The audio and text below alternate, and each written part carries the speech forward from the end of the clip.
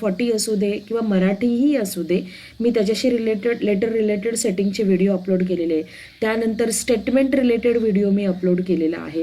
ऑब्जेक्टिव्हचे तर खूप सारे व्हिडिओ मी आत्तापर्यंत तुमच्यासाठी अपलोड केलेले आहेत. अगोदर मी प्रत्येक टॉपिक वाईज मी तुमच्यासाठी अपलोड केलेले आहे. जसं MS Word, Excel, PowerPoint, internet वगैरे याच्याशी रिलेटेड इंग्लिशमधून असू दे किंवा मराठीमधून असू दे, दोन्ही भाषेमध्ये मी तुमच्यासाठी ते व्हिडिओ अपलोड केलेले आहेत.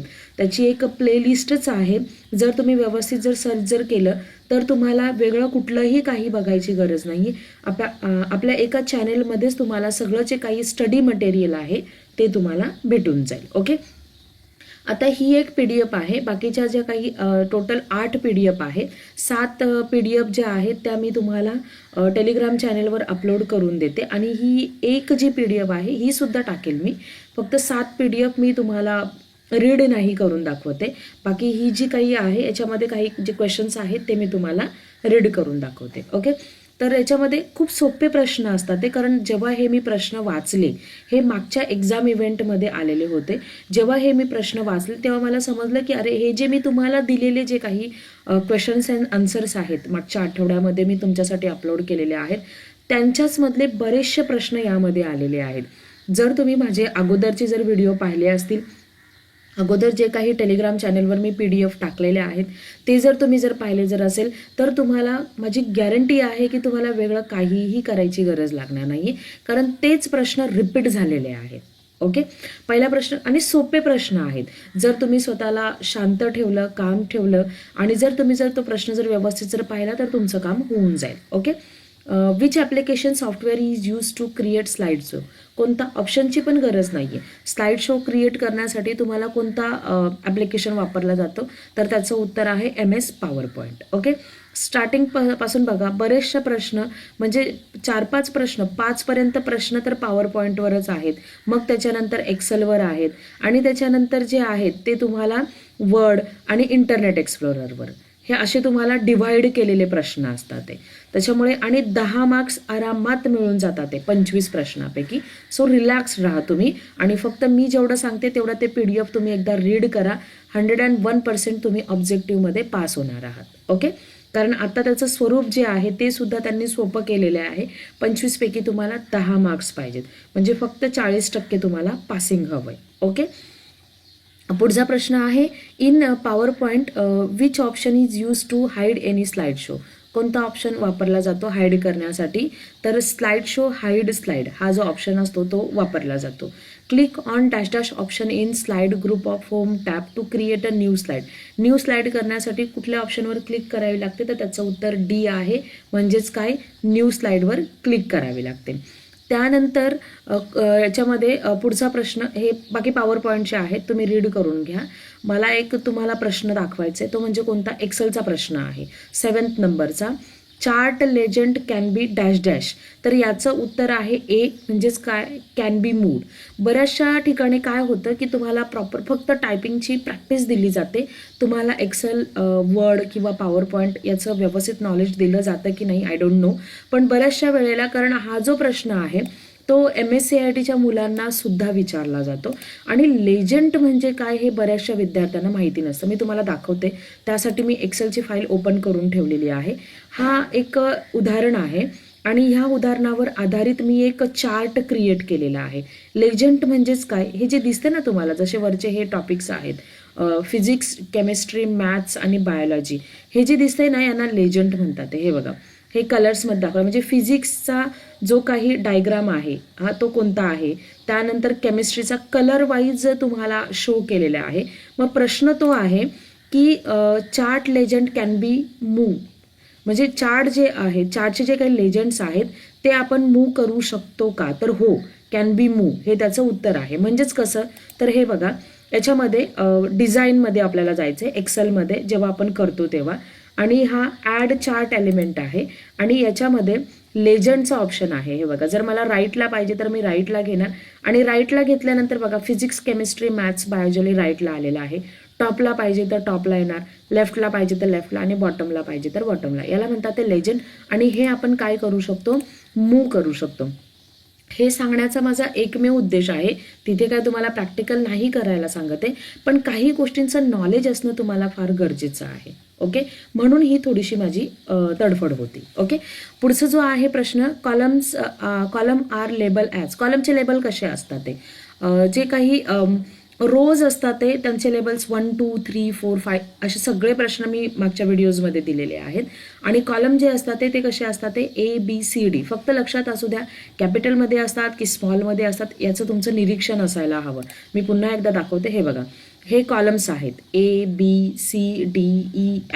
हे काय आहेत, कॅपिटलमध्ये आहेत. मग तुम्हाला कॅपिटलमध्ये पण देतील आणि स्मॉलमध्ये पण देतील. ओके, मग ते तुम्हाला व्यवस्थित निवडायचे. तर कॉलमचे लेबल्स हे कॅपिटल फॉर्ममध्ये असतात ते ABCD. आणि रोज बघा 1 2 3 4 5 हे अशा पद्धतीने असतात ते. ओके, आणि एक कॉलम आणि एक रो मिळून हा जो बॉक्स तयार होतो त्याला सेल असं म्हटलं जातं. ओके, एक कॉलम म्हणजे ई हा कॉलम आणि 18 नंबरची रो मिळून हा जो बॉक्स तयार झाला आहे त्याला काय म्हटलं जातं, सेल असं म्हटलं जातं. आणि ज्या सेलमध्ये हा बॉक्स असतो, ज्या सेलमध्ये हा बॉक्स असतो त्या सेलला ॲक्टिव्ह सेल असं म्हटलं जातं. ओके, याच्यानुसारच तुम्हाला ऑब्जेक्टिव्हचे प्रश्न जे आहेत ते तयार करून दिले जातात ते. ओके, त्यानंतरचा पुढचा प्रश्न आहे, कॉलम विथ आणि रोची हाईट ही कशामध्ये मेजर केली जाते, तर ती D हा त्याचं उत्तर आहे, पॉईंटमध्ये मेजर केली जाते.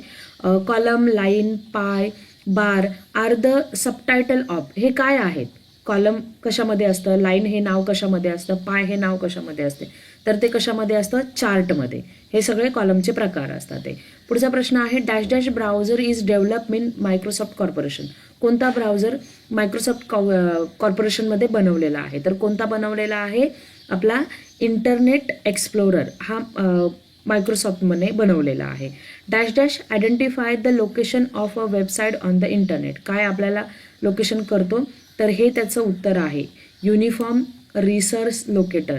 त्याचं शॉर्ट फॉर्म, कधी कधी शॉर्ट फॉर्म पण देतील URL. Okay, dash. सोपे प्रश्न असतात. जर तुम्ही शांतपणे, पुन्हा एकदा सांगेल, शांतपणे जर रीड जर केले तर तुम्हाला तुमची उत्तरं मिळून जातील. Dash dash is an internet search tool. यापैकी कोणतं टूल इंटरनेट सर्च आहे, तर याच्यामध्ये हा जो टूल आहे ॲक्च्युली हा क्रोम असं उत्तर आहे. गोफर हे त्यांनी दिलेलं आहे. ओके, काहीतरी मिस्टेक असेल, पण आता हे जे आहे ते त्यांच्या वेबसाईटवरून मी डाउनलोड केलेली आहे. ओके, हां, तर मग याचं उत्तर जे आहे ते मी एकदा सर्च करून आणि मग तुम्हाला कन्फर्म सांगेल, कारण मला कुठेतरी असं कन्फ्युजन आहे. ओके, की याच्यापैकी कोणतं उत्तर आहे म्हणून. ओके, त्याच्यानंतर dash dash is the powerful PC and data is store in it. याचं उत्तर काय असणार आहे, सर्व्हर. कुठलं पॉवरफुल PC असतो, सर्व्हर हा पॉवरफुल PC असतो. Dash dash is used for internet suffering. काय वापरलं जातं सर्फिंगसाठी, सफरिंग नाही, इंटरनेट सर्फिंगसाठी काय वापरलं जातं, तर ब्राउझर हे इंटरनेट सर्फिंगसाठी, सर्च करण्यासाठी वापरलं जातं. Okay, dash dash keys are combination keys. कोणती की ही कॉम्बिनेशन कीज आहे, तर सगळ्या कंट्रोल, अल्ट आणि शिफ्ट या तिन्ही की कॉम्बिनेशन कीज म्हणून वापरल्या जातात. Dash dash memory is erased on power cut. तर कोणती मेमरी पॉवर कट झाल्यानंतर इरेज होते, तर रॅम ही जे काही आहे, रँडम ॲक्सेस मेमरी फुल फॉर्म आहे. कधी कधी फुल फॉर्म पण देतील. रॉमचा फुल फॉर्म काय आहे, रीड ओनली मेमरी, आणि ही कॅचे मेमरी आहे. तर याचं उत्तर आहे रॅम. रॅमची जी आहे पॉवर कट झाल्यानंतर ते काय होते, इरेज होते. Okay, dash dash needs to be kept confidential for security. काय केलं जातं, तर पासवर्ड टाकला जातो कॉन्फिडेन्शियल सिक्युरिटीसाठी. पुढचा प्रश्न आहे, dash dash provides legal validity to all type of digital record. तर कोणतं लिगल व्हॅलिडिटी वापरली जाते, इन्फॉर्मेशन टेक्नॉलॉजी ॲक्ट याच्यानुसार. ओके, पुढचा प्रश्न आहे, dash dash type of computers combine features of both analog and digital computers. तर याचं उत्तर आहे हायब्रिड. ओके, हा थोडंसं वेगळा आहे, ते तुम्ही व्यवस्थित लिहून वगैरे ठेवा किंवा वाचून घ्या.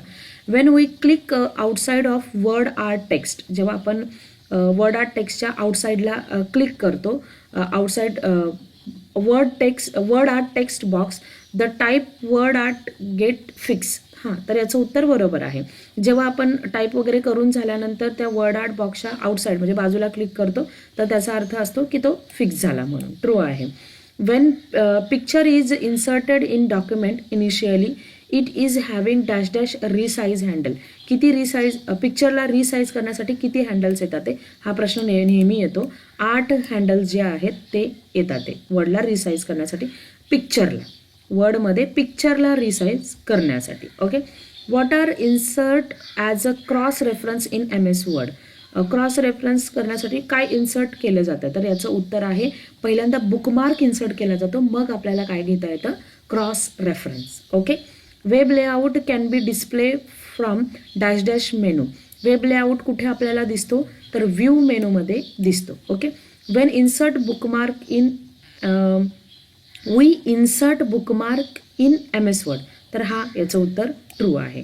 सोपे प्रश्न आहेत, काही एवढे कठीण नाही आहेत.